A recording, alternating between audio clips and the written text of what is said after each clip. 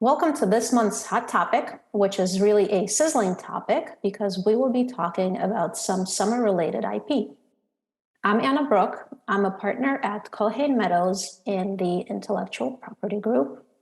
I also happen to live across the street from a kiddie playground, so every hour or so I hear the ice cream truck song.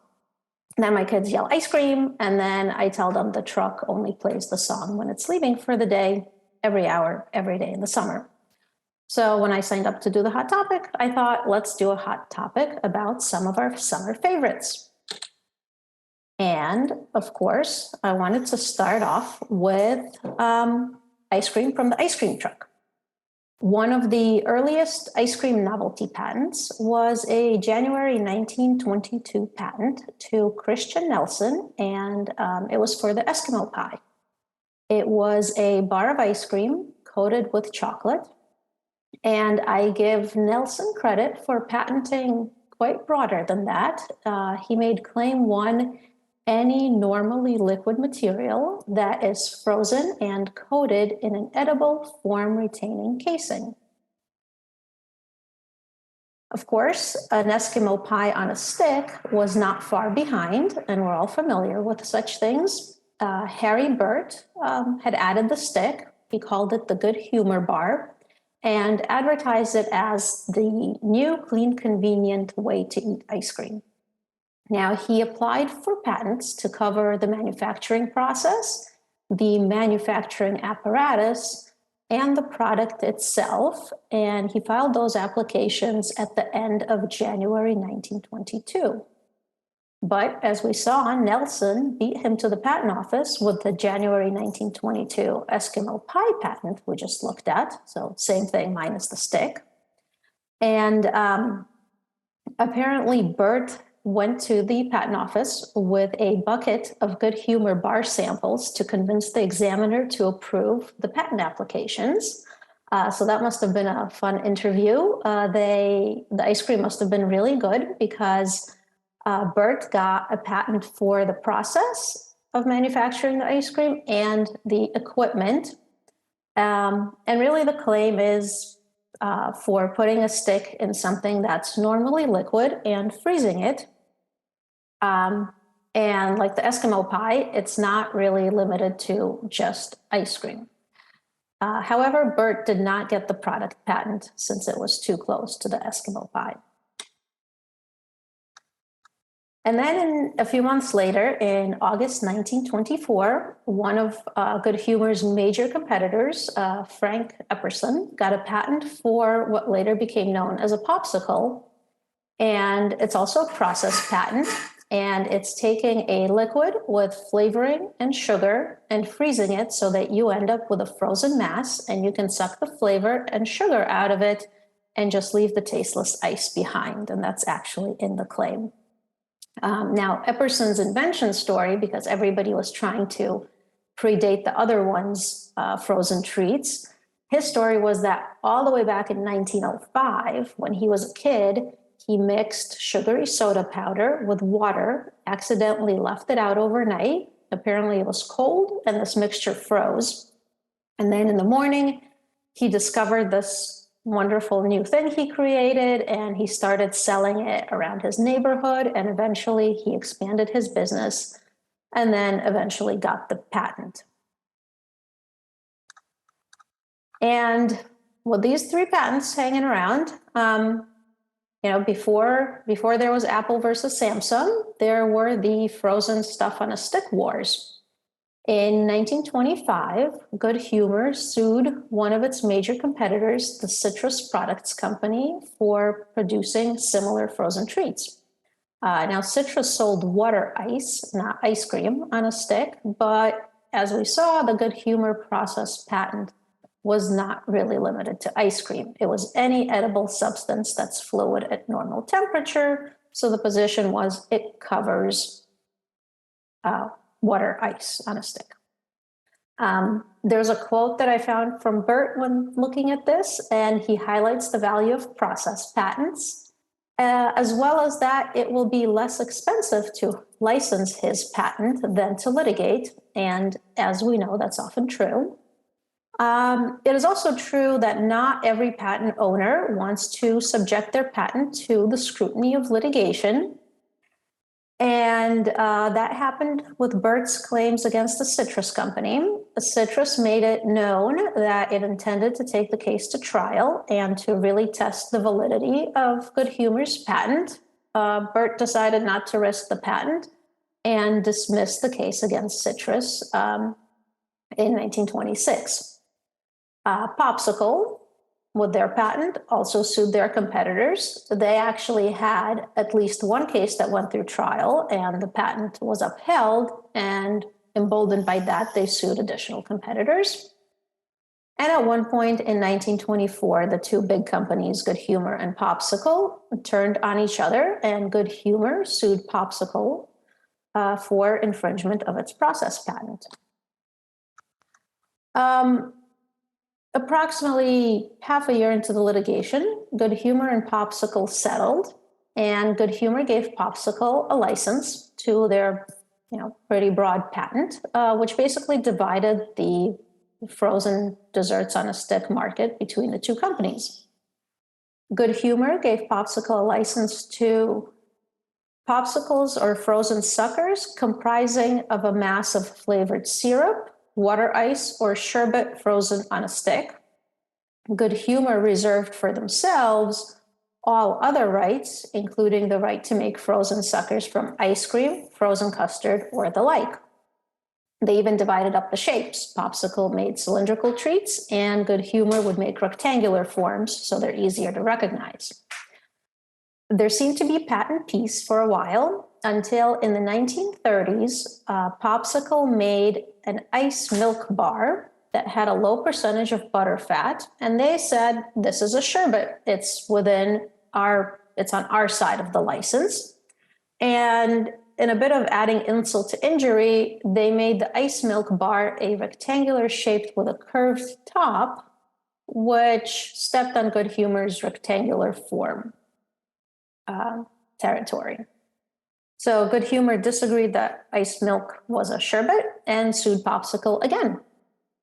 The court actually agreed with Good Humor and held that ice milk is outside of Popsicle's license and issued an injunction that was upheld on appeal. And to get there, the court looked at various definitions and surveys of what sherbet actually is. And for patent people, this case is a fun reminder to be careful when drafting agreements that, on the one hand, you might get tired of lengthy definitions in settlement agreements or license agreements, but it seems like here the agreement would have benefited from a definition for sherbet. On the other hand, you can't predict every issue that will come up years and years later. And now, ironically, both Good Humor and Popsicle are owned by Good Humor Breyers by the same corporation. And the ice cream truck has a seemingly infinite variety of shapes and types of frozen treats on a stick. So now we'll move from cold inventions to hot inventions.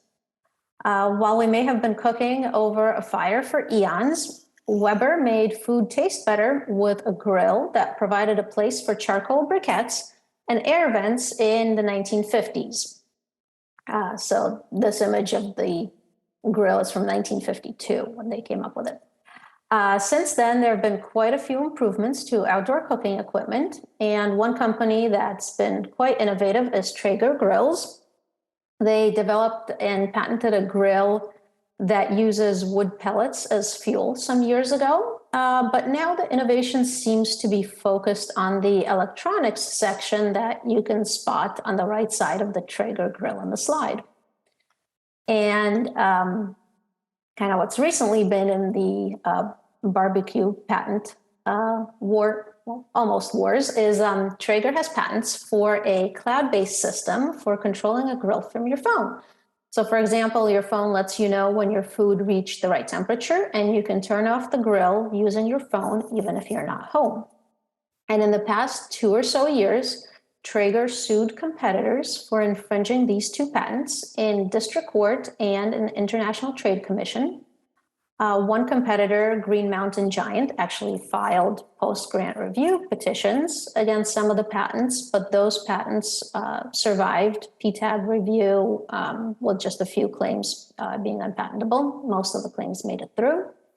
And Traeger also scored a win in May 2022 when the ITC sided with Traeger and issued a limited exclusion order against Green Mountain Giant relating to cloud-connected wood pellet grills. Now, the bigger companies like Weber and Coleman are not in this litigation yet, so it remains to be seen if we're headed for a cloud grilling patent war. Perhaps those bigger companies haven't made grills yet that have the same feature. For now, I personally just have temperature probes that tell my phone when food is ready, but I have to actually get off the couch and physically turn off the grill when it's ready. So I can definitely appreciate Traeger's improvements. And once you're done grilling, it's time for some fun. And some of the best summer fun is the Super Soaker. The Super Soaker is in the National Toy Hall of Fame. It made it there in 2015. But really, the inventor of the Super Soaker is way more impressive than the toy itself. It's fair to say that the Super Soaker was invented by a rocket scientist. Lonnie Johnson, the inventor, served as a nuclear engineer in the US Air Force and worked at NASA in the Jet Propulsion Laboratory. Legend has it that he was testing an environmentally friendly heat pump that uses water instead of Freon in the 1980s. The prototype shot a stream of water, and the idea for the Super Soaker was born. The original patent is pretty interesting. I didn't include the full claim on the slide because it is actually more than a full column long. It has a number of different parts, including pretty specific descriptions for a structure that fills with water, a fill port, a pressurization pump, a nozzle, a flow control valve, and even a sound generator. And looking at the claims, I admit that I underappreciated all the technology that goes into a Super Soaker. You can see in one of the figures from the patent on the slide, just the amount of labels is pretty impressive, and all the different parts. And just this year, in a ceremony in May, Lonnie Johnson was himself inducted into the National Inventors Hall of Fame. So now both he and the invention are Hall of Famers. And the story caught my eye because it had some statistics in it that I thought were notable, especially for a NamWolf presentation. There are 610 members in the National Inventors Hall of Fame. Lonnie Johnson is one out of only 30 Black inventors. 48 out of the 610 are women. And Lonnie Johnson was inducted this year along with the first 2 Black women inventors to be recognized by the National Inventors Hall of Fame. They're Marion Croak for voice-over IP technology and Patricia Bath for cataract surgery technology.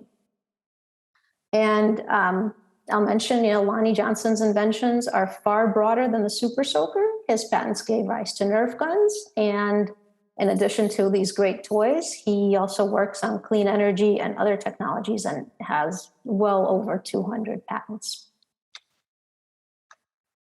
And, not all summer fun things are patented. For example, here's one summer fun item that did not get patented at first. According to Steve Hartman, one of 2 Canadian gentlemen who claimed to have invented pool noodles, they were originally grain foam tubes used in construction. Somehow they would end up in this guy's pool, and he decided to make them fun colors and try to sell them. But he was selling them for about $15 in 1980s, 1990s money, and no one knew what to do with them. So nobody was buying them, and since nobody was buying them, he didn't apply for a patent. But then another company bought a batch of noodles from him and resold them a lot cheaper in the $1 range, and these things took off. There was no more need for an explanation of what they're used for. And, Hartman says that he has about half the market in North America. Not that much given that, not that much since he doesn't have a patent.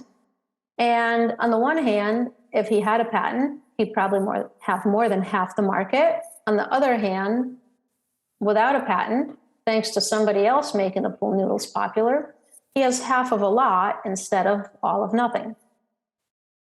Now, while there's no patent for a basic pool noodle, there have been developments in this technology, and there are patents for new and improved noodles. For example, there's a design patent for this braided sort of noodle with holes at the ends, and a patent for multi-strand noodles that can apparently be made into a chair-like floaty, and I'm sure there are others. Oh, so thanks for joining our sizzling topic today, and I'll leave a few minutes if anybody wants to share their favorite summer IP or gadgets.